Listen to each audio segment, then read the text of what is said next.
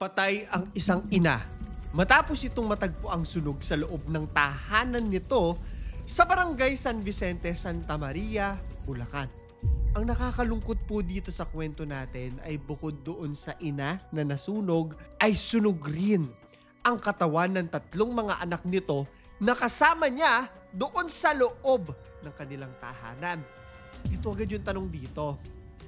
Sinilaban niya ba yung mga bata? Kung magbabasa po kayo mga articles, yan po agad yung katanungan. At ang sagot, oo. Grabe.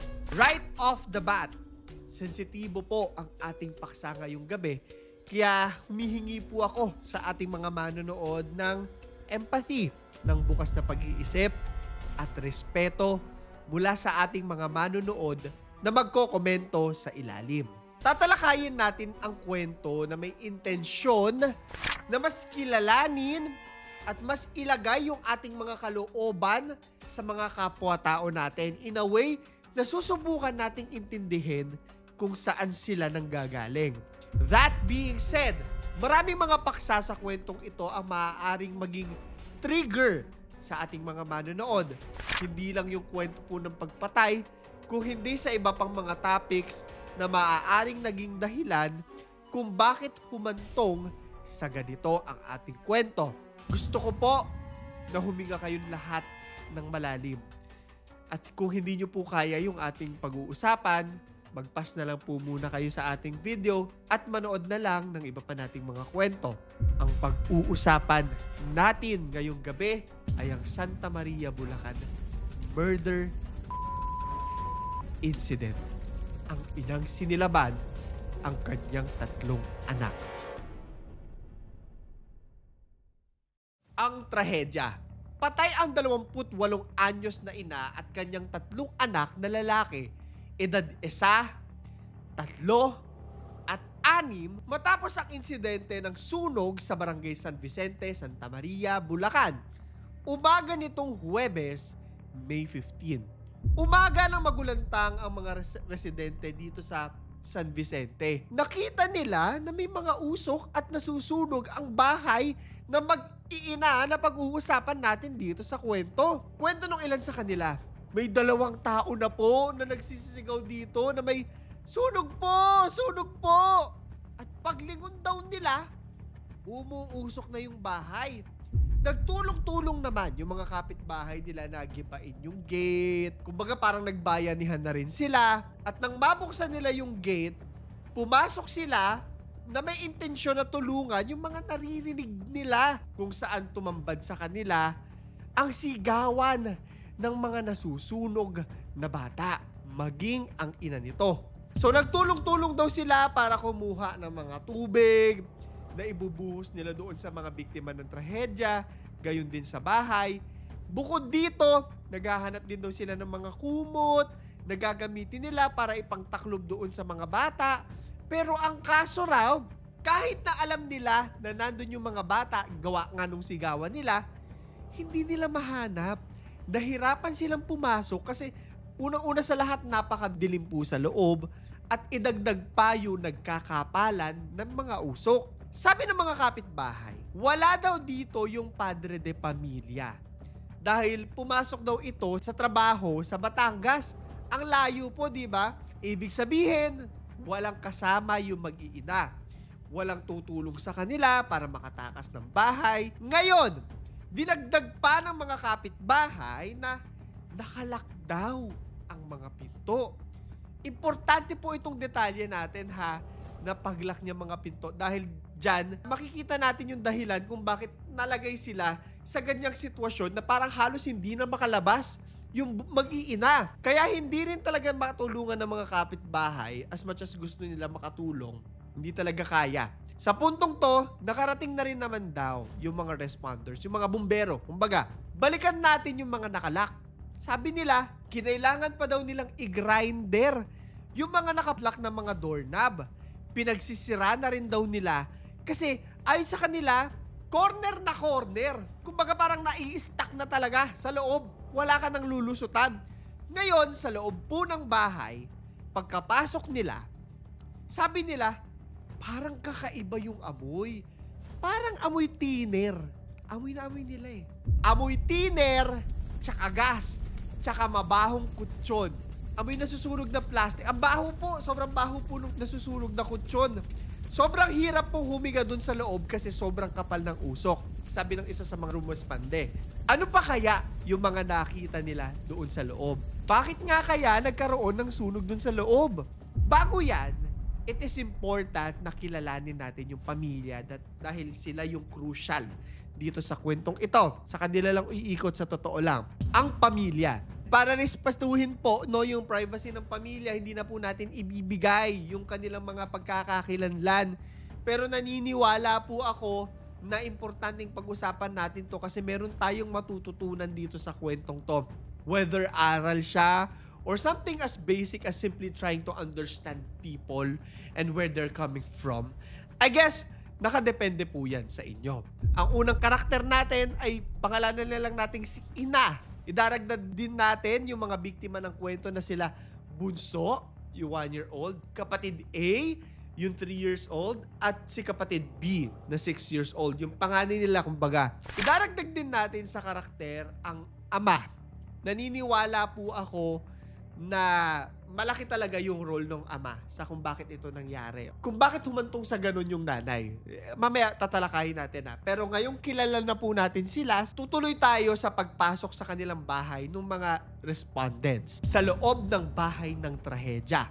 So nandun na sa loob yung mga respondents. Sabi nila, una raw nilang nakita ay isang taong gulang na si Bunso, na isang batang lalaki. Nasa higaan daw itong Bunso at nung pagdating nila, alam nila, wala na talaga itong buhay.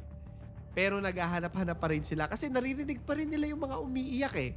Humihingi ng tulong. So ikot pa sila sa bahay kahit medyo nahihirapan sila. Binuksan na raw nila yung CR. At pagbukas nila, nakita nila rito yung dalawa pang mga anak na lalaki. Si kapatid A at saka kapatid B. Yung 3 years old at saka yung 6 years old.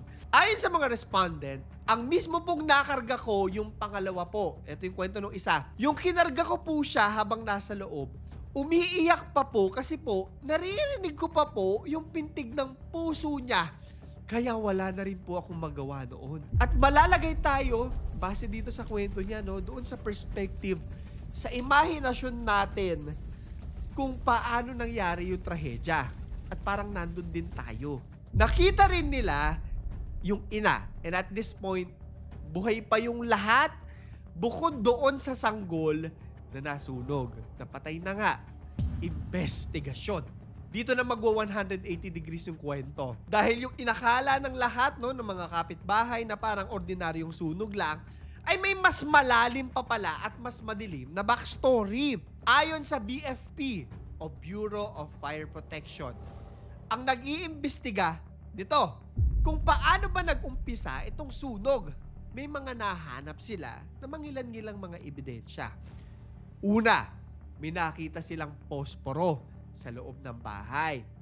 Okay, baka naman nagkamali lang ng sinde. Diba? Pangalawa, may nakita silang bote ng paint thinner sa loob ng bahay ng mga biktima.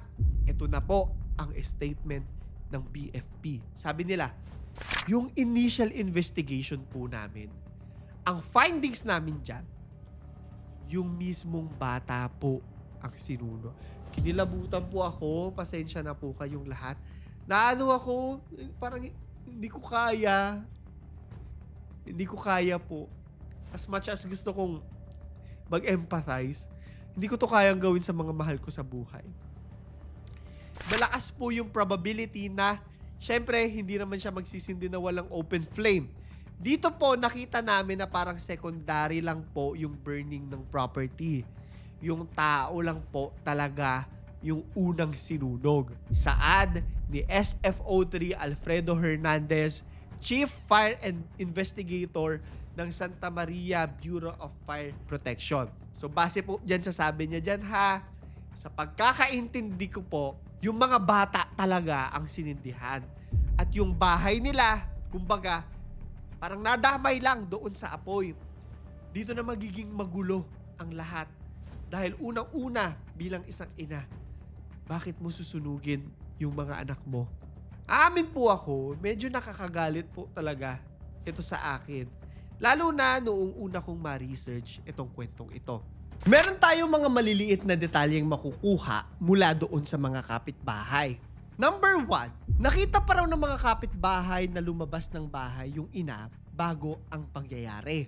Kung anong ginawa niya, mamaya malalaman natin. Number 2, ayon sa isang kapitbahay, itong panganay na anak raw, yung 6 years old, nagkwento pa sa kanila kung ano raw yung nangyari. Meron ngayon silang interview mula sa Frontline Pilipinas ng TV5. Kwento dito ng kapitbahay na sabi raw ng bata, binuhusan kami ni mama ng gas and fire.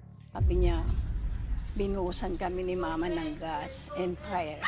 And I think, medyo malinaw na nga. Medyo nag-a-align. Kumbaga, yung mga nakitang gamit, yung mga ebidensya, yung mga sinasabi ng mga witness, na makukumpirma talaga natin na parang sinadya nga talaga nung nanay. Na ginawa niya talaga ang pagsunog sa sarili niya at sa mga anak niya. Ang malaking katanungan ngayon, bakit? Hindi natin masasabi kung ano yung saktong dahilan kung bakit ito nagawa ng ina sa kanyang mga anak. Pero may isi-share ang mga otoridad na isang importanteng piece of information, ika nga, na maaaring ito yung dahilan o maaaring ito yung may kinalaman. It might be might be. But sa ngayon, I don't think malalaman natin yung eksaktong rason. Anyway, sabi nila na bago maganap ang insidente, nagpa-blotter sa barangay itong ina. Bakit daw?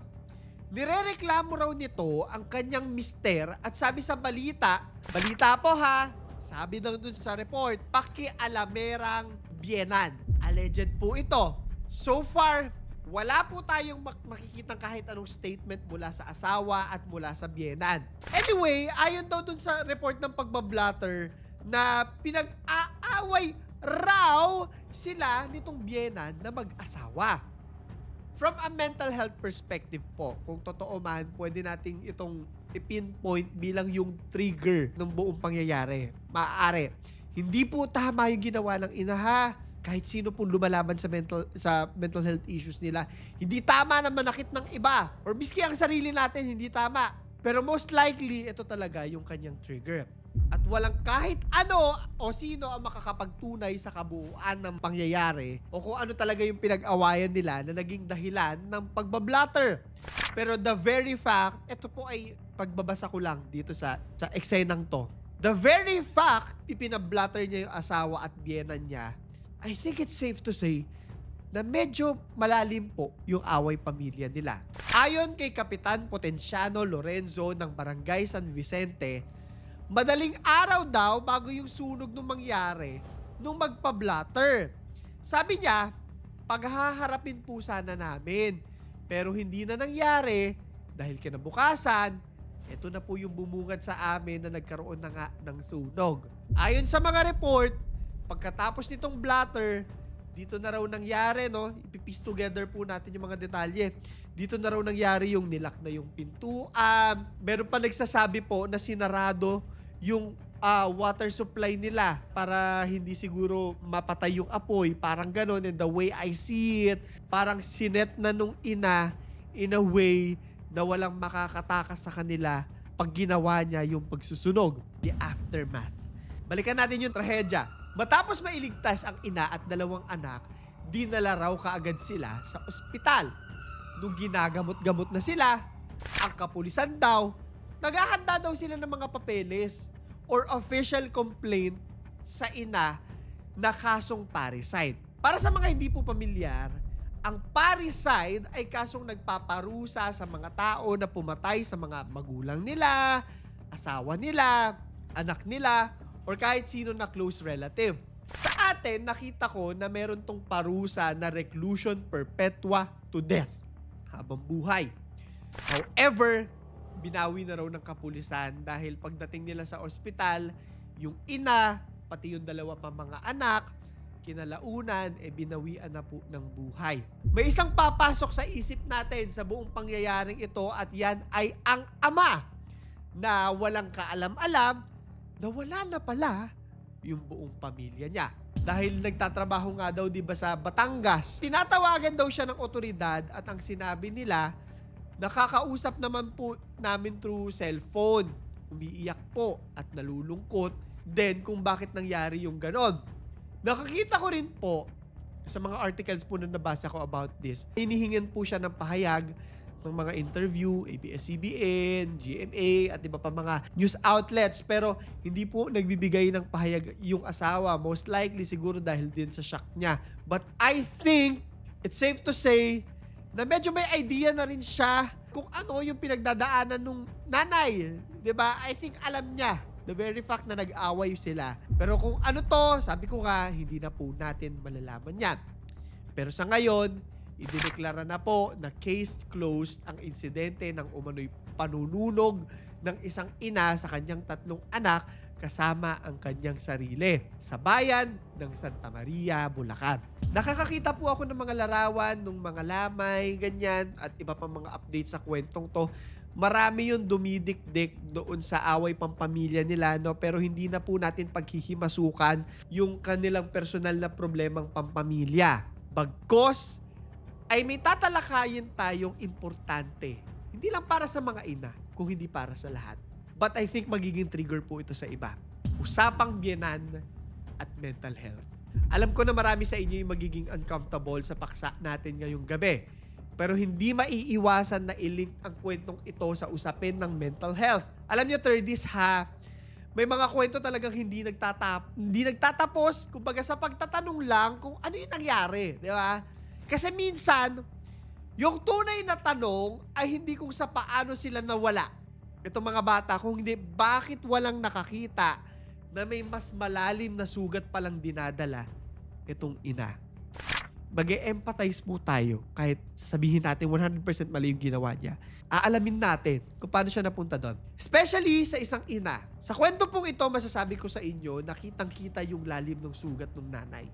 Sure yan. At alam ko marami ngayon nanonood sa atin ay halos umiiyak na kasi alam nila yung pain ng ganitong sitwasyon na pagdadaanan din nila. Sa mata ng marami, etong si ina, simpleng nanay lang na may 3 anak.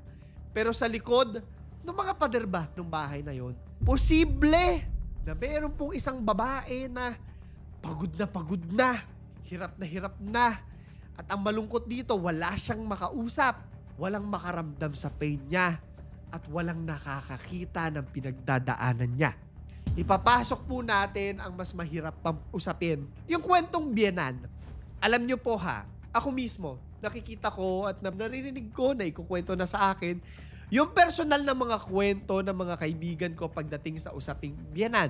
In real life po, hindi po natin ina-assume ha, dito sa kwentong ito yung usapang biyenan kasi hindi natin alam yung nangyari sa kanila. Pero in real life, marami po talaga ng mga biyenan na lumalampas sa boundaries nila at nangingialam sa buhay mag-asawa ng kanyang mga anak.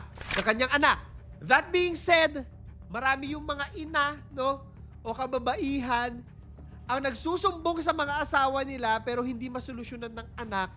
Minsan, kulang sa tapang yung anak, nabigyan ng boundaries ang nanay. Healthy po ang boundaries, ha? Meron po kasi, parang ang ending is parang napagtutulungan siya ng anak at yung nanay nung asawa niya.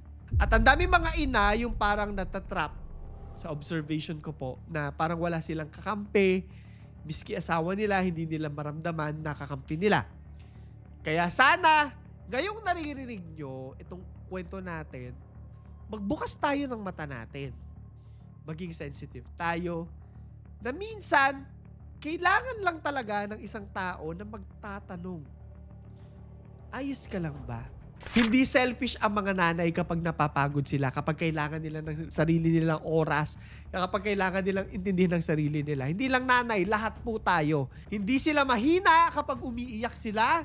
At lalong hindi sila masamang tao kung kailangan nila ng tulong, 'di ba? Hindi porket matatagpo sila sa paningin natin, hindi na sila pwedeng masira. Ang mental health naman po, hindi lang para sa mga kabataan o sa may mga trabaho sa opisina, kailangan din ito ng mga ina. Lalo na ng mga ina. Kasi sila yung kadalasang inuuna yung lahat, pero yung sarili nila, hindi nila naaasikaso. Ang bigat po, no? Para tapusin natin yung kwento natin ngayong gabi, meron akong 2 katanungan para sa inyo. Para sa questions of the day natin. Mag-like, subscribe at notification bell kayo para sa 1,000 Gcash giveaway natin. Ito na yung unang tanong ko. Para sa mga ina na nanonood sa atin ngayong gabi, kung ikaw, si ina sa ating kwento, at wala kang makausap, saan ka kaya hihingi ng tulong doon sa sitwasyon na yon? Ano yung gagawin mo kung ikaw siya? Pangalawa, katanungan para sa lahat naman. Meron ka bang kakilala or meron ka bang personal na experience kung saan kinailangan mong maging matatag or ang tingin sa'yo napakatatag mong tao pero alam mo sa loob-loob mo, pagod ka na, hirap ka na. Meron bang nangamusta sa'yo? At ano yung pinagdaanan mo? I-comment mo sa ilalim. So yun lamang po. Ito si Clara the Third. At ito ang ating kwento.